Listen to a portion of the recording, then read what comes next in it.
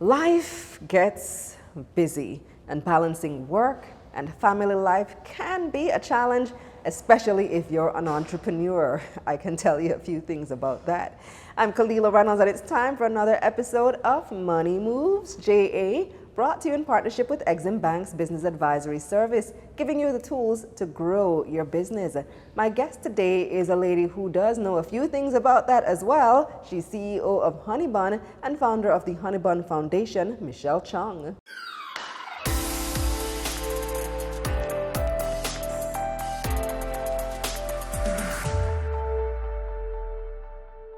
Welcome back, Michelle. Thank you, Kalila. I've got to say, you're one of my favorite guests. Oh my gosh. So I'm very happy to have you back. I wonder how I got that. Well, you're a boss. I mean, Honey Bun has been doing amazing things. Thank you. And so we asked you here today to talk about work-life balance, which is an issue that many entrepreneurs struggle with, especially women. Yes. All right, so you started Honey Bun, or when you started Honey Bun? In 1982. 1982. All right. Were you a parent already? No, that was the year that I was teaching at Campion. And in that year, my husband bought Honey Bun. And he said, well, you know, you have to come and work with us. So that was the year I started to become an entrepreneur as well. Oh. So I had no children. Okay, so at what point in time did you have children? So within that first year when we got married, I had my first one. A year and a half later, I had my second one. 3 years afterwards, I had my third one. And 5 years after that, I had my fourth one. So you're a mom of four. Mom of four. And you were raising these children while running a business. While running a business, and I'll tell you a joke too. They were all in different schools. 4 different schools. I remember Kalila one year, because the boys are 5 years apart, so they'd always been at a different school. And then my daughter was going to a girls' school. So one year I was in Sovereign, and I looked and I saw some Campion students, and I said to them, how come you're back at school already? You had orientation. They said, no, school started on Monday. So it's like managing 4 schedules. Oh my goodness, 4 different drop-off and units, pick-up. 4 drop-off and pick-up. Thankful my husband is a blessing. When I forgot them, he would always be like, oh, help. So you did forget them sometimes. I'm so happy that you admitted that. Because many times we feel like failures as parents or as moms. If you forget something, you forget an activity, you forget the homework, or that there was a bake sale this weekend. Yes. It happens. Yes. And we're hard on ourselves, right? Yes. Very hard, because I started my company when I was 6 months pregnant. Oh. So all of this has been with having having a newborn in tow and a toddler at the same time. Yes. So I definitely can relate to what you're saying. Yes. So how did you do it? Well, sometimes you had the playpen in the office. And luckily in Jamaica we have good help, so that helped a lot. I had some very good helpers who would keep the children. Although nowadays I hear stories that I didn't hear about then. They kept those stories from me, the children. But we had good help. How important is that, having help? Because some people feel like if you're running a business and maybe your business isn't at a certain level yet, you might say, oh, I can't afford it. Oh no, I had to have a helper because I had to be at work. Right. There wasn't an option. I wasn't going to be dropping off at nursery school or something. I needed my children to be home. So that was very important. So what I've realized is that even now in my quest to develop leadership skills in staff, it's also very important to develop leadership skills even in your domestic helpers who are looking after your children. You have to empower them. You have to motivate them. You can't cuss them off and go to work. How do you empower them? Well, I've learned more now than I knew then. Positive reinforcement is one of the big things. Teach them what you need them to know, and don't expect them to just know it because you know it. They're not the same as you. And, you know, it's just a matter of continuous learning. Engage them to continue to learn. So my helper now is a gentleman. Oh, that's unusual. Yes, and he knows how to cook everything that we eat because through the years, we've taught him how to cook and just continue to develop him. Positive reinforcements, a lot of that is needed. That's so powerful. Like we don't often think about that. No. On the job, you train your staff. Yes. If you have domestic help at work, Yes. that's also an employee of yours. Right. You also need to train them and empower Right. them to make decisions in the home. Yes, yes. Because don't you find, Michelle, that as a business owner, there are so many decisions that come upon you that you have to be the decision maker in the business, and then you have to go home and be the decision maker Yes. as well. Doesn't that Yes. get overwhelming? It does. It really does. And it's like it never stops. As long as the children are little, and even when they're big, you just have to constantly be making decisions. But as you go along and you learn stronger leadership skills, you allow people to make decisions. You allow them to make small mistakes so they can learn from them. And I remember my coach told me once, the more you do for people, you're robbing them of the opportunity to grow. So you have to give them the opportunity to make decisions. Do you think that was a good decision? Why? Okay, let's see how it works out. If it's not going to be something detrimental, allow them to fail and allow them to learn and, be I kind. love that. And that way they don't have to be calling you for every little thing. Exactly. They can say, I can do this.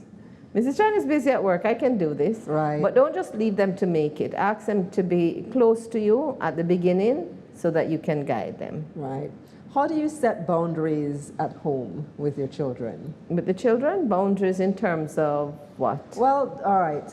Is it that you completely separate work from family life? So once you're at the office, you're working. Once you're at home? Or are there times Okay. when things... Yes, and that's an important question, especially when your children are older. Right. I mean, when they're younger, it's easy. You're not going to come home and start to work with your, with your toddlers.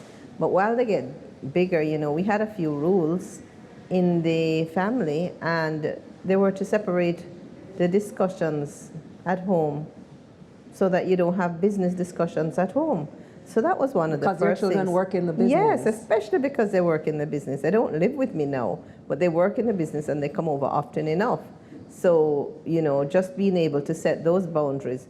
It used to be me all the time who would talk about work, and they would say, Mom, and that's another thing too. They call me Mom at home, but they call me Mrs. Chong at work. Oh, really? Yes. Somebody said to me the other day, it felt so strange for them to do that. But they've been doing that forever. And I want to share a quick story with you if I can. Years ago, I met Lawrence Nicholson, Dr. Lawrence Nicholson, who is at the Mona Business School. And he was conducting an interview for the World Bank. And after he was finished, he said to me, by the way, do you have a family constitution? And I was like, what is that? So we got together afterwards, and now we're the best of friends. He's somebody I absolutely look up to. He's on the Honey Bun Foundation. He's one of the advisors. But what it is about is it's about documenting the rules for the family in the business. So I'd never heard of that before. But it was very interesting because you get together as a family, and I remember the first time we got together, everybody had emotions all over the place. We met at home, so he came as a facilitator at first, and everybody had emotions all over the place. The 4 children, even though all of them weren't in the business. And then before the end of the meeting, everybody's emotions had toned down, and it wasn't, everything wasn't an argument. Everything was a business discussion. So we made rules for the family in the business. What types of rules? Okay, so what types of rules? One of them might be that you don't discuss work at home. Another one could be about in-laws. So when your children get older, will their wife or husband work in the business? So you have to decide those things. So the important thing is that you're making rules before those things happen. Right. So that when they happen, you've already thought about it, you've already discussed it. You could make rules about salary in the business and positions as it relates to who gets what pay. You could make rules about the car that one of the children drive. You could make rules about anything. So it's very interesting. There are tons of rules you can make about and you discuss it so that when the time comes and the event occurs, you're not thinking about it for the first time while you're sitting on one side of the fence. So that was very important for us. And we had family council meetings, so we would meet, not nearly regularly enough, but we would meet and talk about the different rules. And I actually developed a manual. And it is my intention one of these good days to develop a manual for SMEs that they can edit, fill in the blanks about some of the rules. You know, this is what we will do if, and they look at options and they can, you know. So that's something I'd really love to do. That's amazing. This is golden for family businesses. Yes. That one you mentioned about separating or don't talk about work at home, that's a tricky one. So I try to do that, but it's almost impossible because your entrepreneur brain is just always working. Yeah, so what you can do is you can set boundaries around it. You know, we can do it half an hour before dinner, we can do it for half an hour. So there's no hard and fast rules. The rules are yours to make up. So this stuff just pops in my mind, though, Michelle. So just recently, a couple of days ago, my husband and I are lying in bed, and I just said, I was just thinking about something random about the business, and I said it out loud. And he rolled his eyes. And I'm like, what? What's the matter? He's like, you're talking about work again. It's just, you know, as a couple, you tend to say things that you're thinking about. You do. But it's one of those things. Be kind to yourself and mindful. You don't realize. Just say, I'm sorry. When you cross the boundaries. Yeah. I do try to keep work at work, which is why when COVID started and work from home started. Yes. I realized quickly that does not work for me with two small children at home. Yes. I need to do a office somewhere and did a co-working space. And then when I come home, I try to be with family as much as possible. Yes. But it happens. It seeps in. Yeah. Do you find that a lot you can make time for discussion of the business because it's good for the children to hear some of it. Or you can talk about things that they can engage in. What would you do, you know? Depending on their age, of course. Mine are too small, it's 2 and 3, so it might be a little bit too small for that. So do you find that conflict arises often around business? All the time. Yeah. So how do you resolve conflict in the family? Okay, so there are a couple of ways. Because it can be touchy. We have a public company, so we have a board of directors. And our directors are not stiff. They're very receptive to the fact that we're a family, so they will always give an air with a gentle spirit. So you can go to one of the directors and say, you know, I'm having this problem, or you can draw them in on a three-way discussion or in a family discussion. Different directors are good for different discussions. So you can draw them in, and then the children will also respect the fact that they had one of the directors' opinion on the issue, and you can resolve it. So it's also important to teach them to resolve their own issues among themselves. So that's a matter of personal development, which is something very, very, very, very important in family businesses. Honeybun has just hired a consultant who, amazing, all she does is work on personal development of our executive team.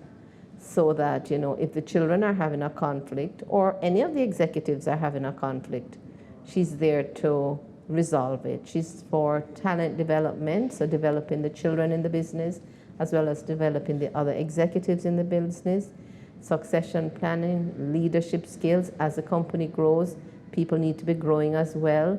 So it's an exciting journey that we're on right now. That sounds wonderful. That sounds ideal, working on the personal development to build your executives. That's great. So as a female entrepreneur, Michelle, and for many women entrepreneurs out there, not just entrepreneurs, just women in the workplace in general, tend to be very difficult, be very hard on themselves when it comes to maintaining that work-life balance. So if you have to miss one of your kids' football games because you have a really important conference to attend that day, the women will really, really, really beat up themselves over it, I think more so than the men. Do you think, how do you manage things like that? Are you hard on yourself or something like, or in the past, have you been hard on yourself? I don't want to think so. I think that, you know, if there was something that I had to do, then I just knew I had to do it, and I just did it without remorse. I mean, I might, you think about it. Do you get mom guilt? I guess I must have. I just don't remember it now. It's been a while now. It's been a while. They're older kids now. I think I made most of the events that they went to. And I suppose because I'm an entrepreneur, I could take the time and That's true. not miss most of the things. I could always say, okay, I'm out of here, I'll be back. But maybe if you were employed, you couldn't do that as easily. That's true. You do have more flexibility. That's right. So maybe that was a plus. To move things around. Yes. Ah, okay. Yeah, mom guilt is a serious thing, though. I've never heard of dad guilt. Never heard men feel guilty about You're having right. to work, but You're right. women feel guilty about having to work all the time. Yeah. Well, you've given us gold, Michelle, Oh. and I really love speaking to you. We're going to talk to you again for another episode of Money Moves J8. Now, here's a recap of Michelle's key points. As an entrepreneur, it's absolutely important to get help. Train your staff. Develop your staff's skills so they can take on more leadership roles, which will allow you to have time with your family. Set up a family constitution. This outlines certain rules that govern the family business. It can entail things such as setting boundaries, family salaries, and even roles for future in-laws. That's it for this episode of Money Moves JA, brought to you in partnership with EXIM Bank's Business Advisory Service, giving you the tools to grow your business. Check out their website, eximbankja.com, and check out my website, KalilaReynolds.com, for a summary of this episode. Till next time.